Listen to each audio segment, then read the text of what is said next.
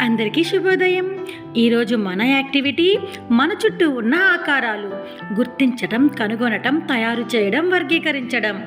కార్యకర్త వివిధ రకాల ఫ్లాష్ కార్డ్ వస్తువులు సమకూర్చుకొని ఈ యాక్టివిటీ పిల్లలతో చేయించాలి. ఆదర్శిలా బుక్ పేజీ నెంబర్ 296 నుండి 299 వరకు ఉన్న సూచనలను అనుసరిస్తూ పిల్లలతో ఈ యాక్టివిటీ చేయించండి. ఇప్పుడు ఈ యాక్టివిటీ ఎలా చేయాలో ఒకసారి చూద్దామా?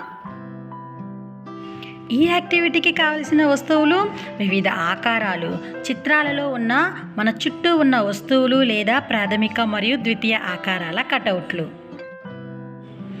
వివిధ ఆకారాల వస్తువులను పిల్లలకు చూపించండి. ఉదాహరణకు వృత్తం, చతురస్రం, త్రిభుజాలను పిల్లలకు గుర్తించేలా ప్రోత్సహించండి. పరిసరాల్లో దొరికే అదే ఆకారంలో ఉన్న వస్తువులను పిల్లలకు చూపించి జత చేసేలా ప్రోత్సహించండి. ఆకారాలకు ఎన్ని మూలలు ఉన్నాయి, ఎన్ని పక్కలు ఉన్నాయి అని అడుగుతూ లెక్కించడం నేర్పించండి.